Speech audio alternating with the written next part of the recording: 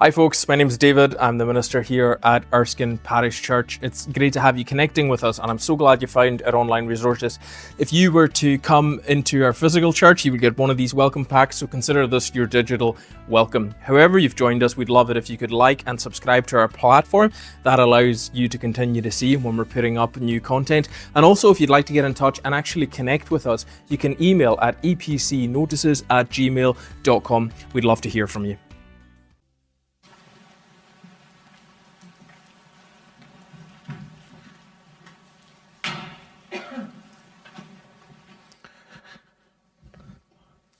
The founder of the Vineyard movement, which is a kind of Pentecostal charismatic movement that spread across the church over the last kind of 40 years or so, a guy called John Wimber. He was quite an eccentric, but he had a few good standout phrases, and one of them was that you should never trust anybody who doesn't walk with a limp, meaning that people that have been marked by some great struggle of some kind, and whether that limp that it leaves is physically manifested, like a physical limp like Jacob would have had, or whether it's just something that's marked them and they're not the same after, and it might be emotionally or mentally, that can sometimes be a good indicator of somebody that's trustworthy because they've had to wrestle with some of life's big challenges and they've had to prevail, and it's probably taught them some humility, perhaps even just that they're not invincible, and that can be important. It's good advice, and this is what we have with Jacob, is somebody who forever walks with a limp because of their encounter with God. And in some ways it brings us further into some of the mystery and the challenge of God that we thought about when we thought about it, the story of Abraham and the call to sacrifice Isaac. That took us into a lot of darkness, actually, and a lot of the mysterious and the unknowable nature of God. And we've got a bit more of it here. And the reason what this has done for me in studying them, and why I hope you'll find this is important, the mystery that they take us into is important, because if all we had was the likes of Paul's letters and the New Testament letters, which are a bit more prescriptive than this and tell you, this is who God is, this is the theology, this is how you should behave, you wouldn't have the space to explore the fact that sometimes things don't make an awful lot of sense in our life. And I think the Old Testament, particularly these patriarchal narratives, are really useful for drawing us into some of the more unknowable reaches of who God is, and the unknowable stuff about in trying to walk through the world and interact with God and find your way. Now, since the last story we considered, which was Abraham and Isaac, a quick potted history. Isaac grew up, he had two sons, Jacob and Esau, and they were twins. And the rest of the story has been this massive struggle between them for who's going to have the blessing. Because in the story of, if you like, redemptive history, we've been thinking about the fact that the world had become fallen. The blessing that God originally pronounced over the world had been corroded and corrupted. And we keep seeing hints at the fact that this might be restored through this family that God has chosen in Abraham and his descendants. That seems to be God's intention. But the cycle keeps getting interrupted, and we keep getting back to, it keeps looking like it's going to go back to square one. And so the blessing went from Abraham to Isaac, and then actually to Jacob, who was the twin that was born after. And that upended a lot of the traditions and the cultures of the time, because it's meant to go to the technically oldest son. Now, Isaac actually, shocker, preferred Esau. He had a favourite child. Esau was a man's man, liked being out hunting, liked being out in nature, liked catching game and feeding it to his dad. And Isaac loved all of that. Jacob, a bit more mild-mannered, very wily, very manipulative, and he's kind of his mum's favourite. So we have a family full of dysfunction. The Bible is very realistic, and it gives us a lot that we can relate to.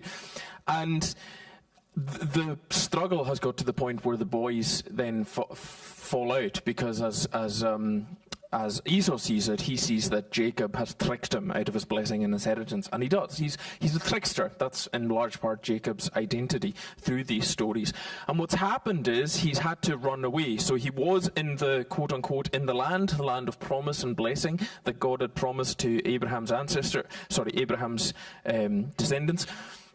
And he had to run away because he thought his twin brother was going to kill him because the tension between them had gotten so bad. So he's run away. He's kind of been going back towards Haran, which was kind of, if we're following the story, we're going, okay, well, now he's going away from the land of blessing, and he's meant to be the child of blessing. So where's the story going to go? How is God going to intervene and redeem things with all of this? Now, in the chapter the bit just before Gordon read for us, Jacob has had an encounter with God, and God has called him to go back. He said, even against your instincts and your fears and the fact that you think your twin brother wants to kill you, you need to go back towards that land to where they all are. And he promises that he's going to be with him, which is probably the most important and powerful blessing that you get, is that one of not of land and not of children, but of blessing of nearness of God. And that runs all through these stories. So we land here, and we have this strange encounter of Jacob wrestling essentially with God, although there's some debate about whether it's God or an angel. And you think, well, what's that got to do with God? We saw how God has made this amazing blessing and provision for Abraham and all these promises, and we saw how God has then pulled him through having to go through the most awful sacrifices, or the dread and fear of having to give the ultimate sacrifice. And he's blessed him, and he's deepened his faith through that. But now we come to this point where, in order for for him to realize what faith is all about, he needs to wrestle with God. So I want to think about a few things that happen in this very unorthodox wrestling match. Firstly, how Jacob discovers the fear of God in the wrestling match, and then how he encounters the blessing of God in it, and finally how that leaves him marked by the grace of God. So the fear of God, which is something we don't talk about very much in church, although it is a Christian slogan, if you like. That night, Jacob got up and took his 2 wives, his servants, his 11 sons, and he crossed the ford of the Jabbok. And after he'd sent them, he sent over all his possessions. So he was left alone, and a man wrestled with him till daybreak. The economy of words is just staggering in these stories. They're so powerful. And a man wrestled with him till daybreak. He has a meeting coming up with Esau, and that's what a lot of this is based on. And what Jacob is trying to do is order events so that he has the maximum possible chance of this meeting going well. So he's sending across flocks and herds, and if you read the passages around it, you find that he's trying to do that as a peace offering, as an advanced gift, as something that will hopefully ease the tension and break down some of Esau's hatred and animosity. And hopefully he'll come out of the whole thing and he'll survive it. Because he's trying to follow God, but he's also trying to kind of stack it with as much of what he can possibly do in order to get it to go favourably. And then what he ends up doing is he goes and he leaves himself alone.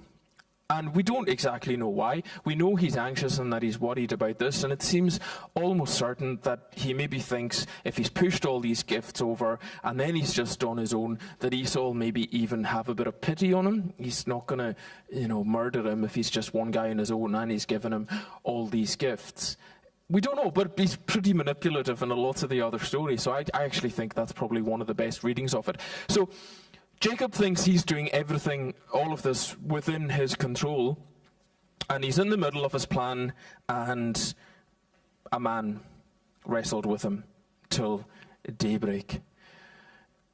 God comes and meets with him, and if you like, overshadows him while he is in the middle of all his own plans and his own schemes in order to try and get history and his own life and destiny to go to where he wants it to go. And then God wrestles with him in the most mysterious possible way. Did you notice that when the fight gets towards daybreak, the man says, "Let me go," in verse 26, "for it is daybreak." Do you know why that is? It's because the man doesn't want his identity revealed. in the ancient world, to know somebody's face and to know their name, it was thought that held certain power. You could do magical incantations if you knew somebody's name. Some people still do that kind of thing.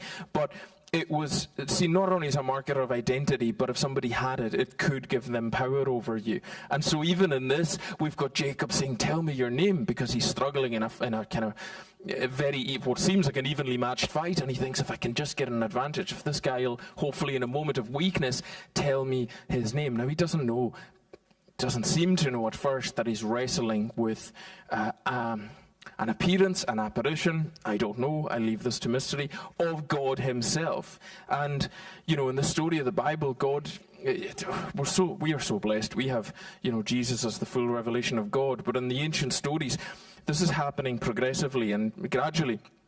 God doesn't give his name until he meets Moses at the burning bush. So he's meeting this kind of masked assailant, and because it's not daybreak yet, he's been covered by the evening gloom, and so he can't see his face, he can't get a read on him, and it's frustrating Jacob, and he wants to be able to use the tools that he has. And then we look at all of this providentially, and we see God's initiative and God's plan and God's bringing Jacob to this point for this purpose. Jacob thought he was doing all of this himself and living his own life and affecting his own destiny. And God is watching all of that. And when he has sent all his flocks and herds and his family, and he's totally alone, God comes and finds him and wrestles him. And sometimes this is what faith actually looks like. Sometimes this is the only way that we can encounter, if you like, the fear of God. The fear of God is just an awesome level of respect, awesome in the true sense of the word, feeling and experiencing awe for something and someone that is so much greater than we are. And for Jacob, all his distractions, all perhaps his other devices and crutches that he would lean on, they're all gone. And it's just him in this encounter with God. And sometimes that's the way our initial encounters with God can look like, or even a repeated encounter with God. It can be something that feels overwhelming and perhaps even a bit terrifying. We can go through something that feels so much like a struggle, even at times like a hopeless struggle, and we're unable to see the purpose and the point in it, a bit like Isaac was last week at the sacrifice. And yet, it is God that we're actually struggling with. God is involved in bringing us to that point of struggle because he has something to show us. And the start of it is just this.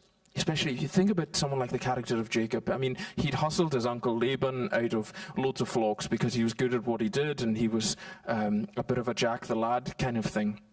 And he's conned Esau out of the blessing at a couple of points. If you're that kind of character and you're a man of means and you're used to ordering things so that you get what you want and you need out of it, and you're used to either tricking people or you're used to overpowering them with a bit of wit when all they have is maybe brawn, this is what he needs more than anything, is someone to come up and go, you're actually not God. You're very good and you're very gifted and you're very sly, but that doesn't make you God. And he needed this message because he needed to see that he needed to be wounded. He needed a limp. He needed to encounter God in that darkness. He needed a force that he could not control. And I said a little bit about the kind of God that we find in the Isaac and Abraham story. That's something that we often forget and overlook, but it's a picture of, and it's a foundation to our view of God that we need. That he is not just a kinder or gentler version of us as a human being. And Jesus is sometimes painted that way. He is an awe-inspiring being that we can never fully work out or understand, that we can never fully grasp or get a handle on, even if as much as we might know about his identity. That doesn't mean that we can, and we certainly can't use him for what we would like to do in life. And sometimes it's that struggle and despair and darkness where God gets us to a place where we're able to reevaluate and see him once again and have that that fear and that awe of God in a way that we had lost sight of because we'd been used to kind of plotting and arranging things. And as much as it looks like a bad thing or an awful thing, it actually turns out to be a really good thing for Jacob. Because then if we look at the blessing, the man says, "Let me go." He doesn't want to be discovered, his identity. And Jacob replied, "I will not let you go unless you bless me." And then the man asked him, and the man he's like, you want to know who I am? I'm going to reverse that on you. The man says, "What's your name?" And Jacob, he answered. The man said, "Your name will no longer be Jacob, but Israel, because you've struggled with God and with humans and have overcome." This blessing only comes to Jacob because it's amazing how God uses what's actually in him in order to get him onto the next stage of redemptive history in his own journey in life. He takes his tenacity and the fact that he doesn't give up, and he's to be commended for that. And it's in that great struggle that this blessing comes from. And it's about his personal identity, but also the identity of the people of God, because his name, Jacob, is something like one who supplants others. You know the story about when both the twins, Jacob and Esau, are born, and Jacob reaches and grabs the heel of Esau, and that's the name Jacob's kind of a play on words of that. It's one who supplants others, and it's usually done by some form of trickery. And the power in getting a new name is that you actually don't have the power to designate what your own life is about and what it's going to be for. He encounters somebody who is able to completely change the direction of his life and his identity. And something changes in the history of redemption at this point, because this is, if you like, the foundation of the nation of God's people who are going to bring about the promises of God, which eventually lead us to Jesus. But the identity that he gets is important because that's where the blessing is contained. It's in this moment and this struggle, and he sees it later because he says, "I came face to face with God," where he actually finds his reason for being, who he was always supposed to be, who he was called to be, and that's what sets him in the direction where he starts living out of that. And in some sense, what happens here is a one-off, because this is the first and only time that somebody is called Israel and founds the nation. And for our purposes, we're thinking about Israel as the people that God bound himself to in the Old Testament, rather than the modern day state of it. I always think that's just worth saying, because they are very different things.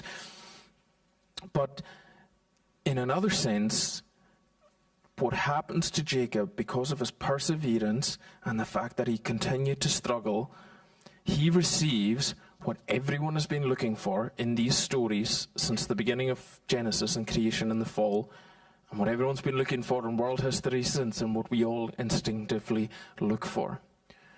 You see, when God, in the Genesis story, in creation stories, when he created mankind and he placed them in the garden to work it, there was an immediacy and an ease of the connection between God and people. And that's what gets disrupted in Genesis 3 with the fall, and that's why God keeps promising blessing to redeem and undo that. And that's then what people keep trying to find different ways to recreate and regain. That is why humanity keeps going on a progress and a quest, because they think that blessing, that we all have a kind of latent memory of it, of being connected to God. That blessing is something that we all want to get back to.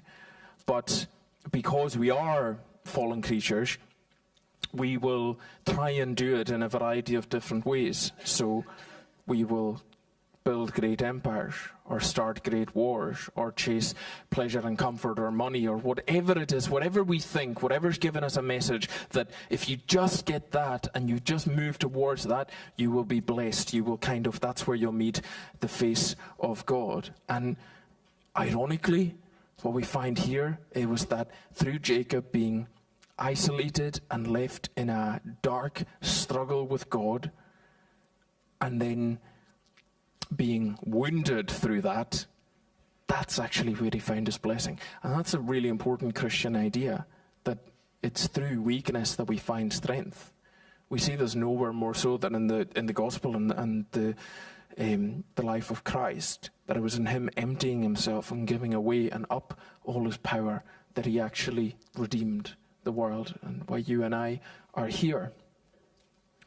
But this is important because this blessing it was available to Abraham, but it's available to us, and how much more so through Jesus. No one has ever seen God, it says in 1 John, but if we love God and we love one another, then we live in God. See, the blessing that he had to fight and wrestle and struggle for, it's available to you and I.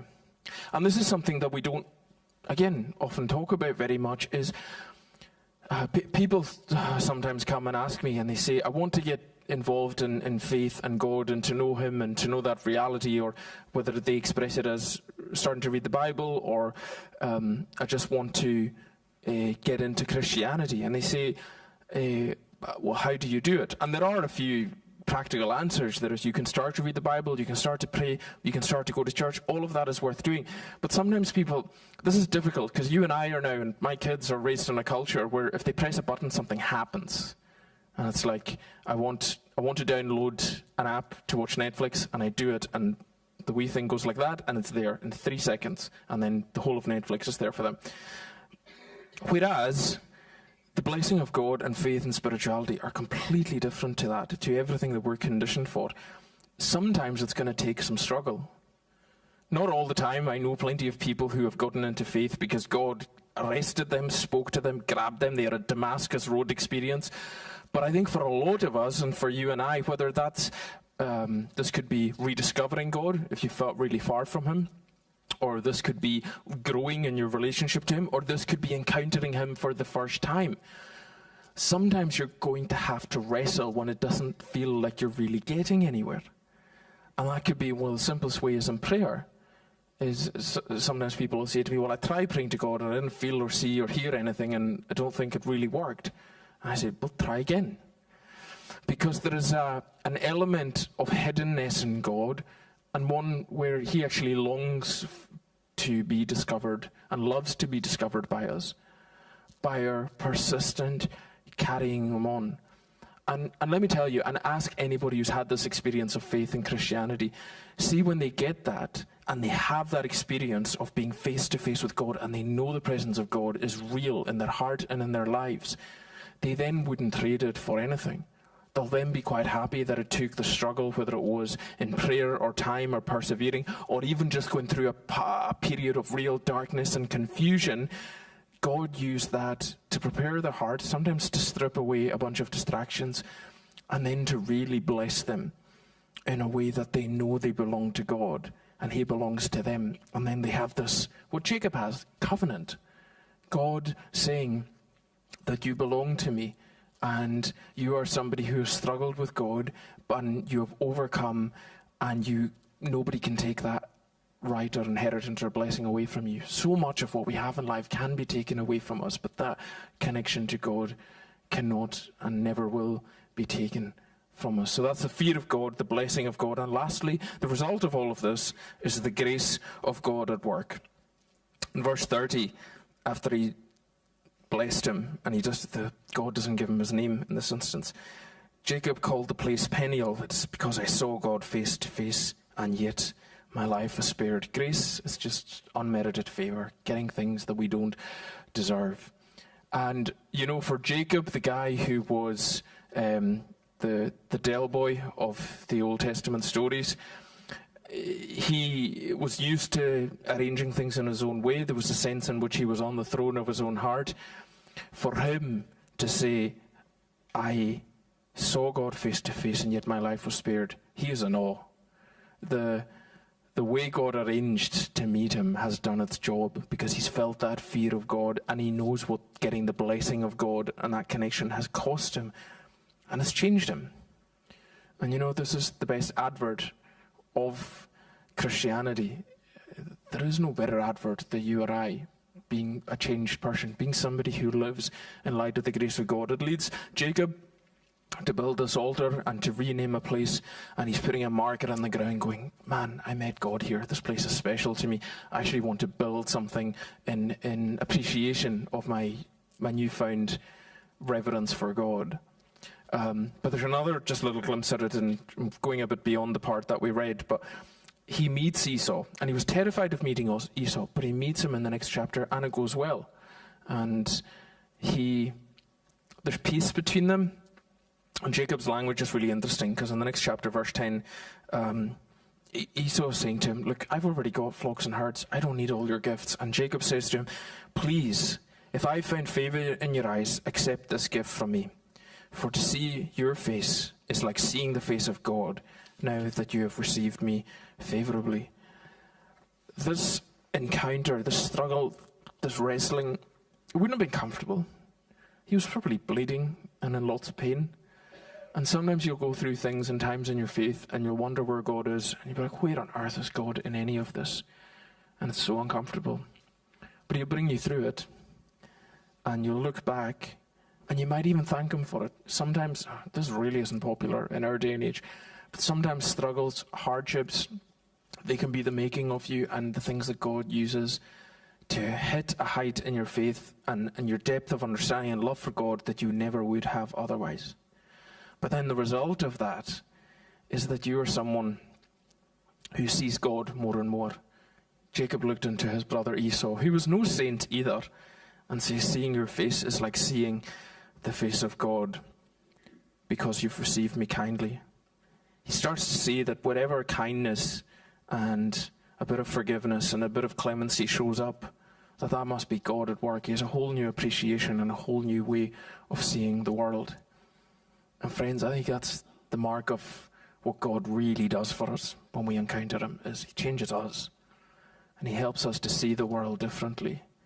And he helps us to leave our mark on people in a way where people ask, what on earth happened to them? What do they have? And this works the other way as well, because there's no point in claiming the mantle of Christianity or God or any of that if nobody can see the trail or the effects in our lives. Because the real scandal of the story of God blessing people and coming to be with them is that he gives us grace in such a lavish way that it's impossible not to notice it. God pours his grace and his goodness out onto people, and those people, when they encounter it, are then marked by that and changed forever, because they cannot believe such a great God has been so loving and so merciful to them.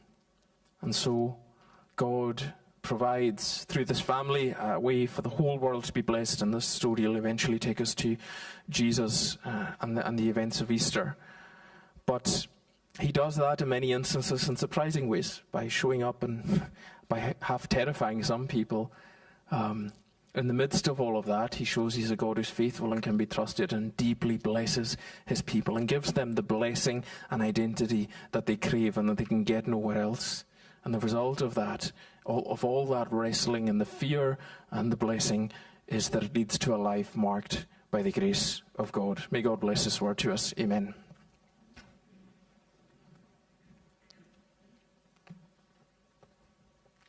Thank you for tuning into our channel here at Erskine Parish Church. We create this and give it away so that it can be a blessing.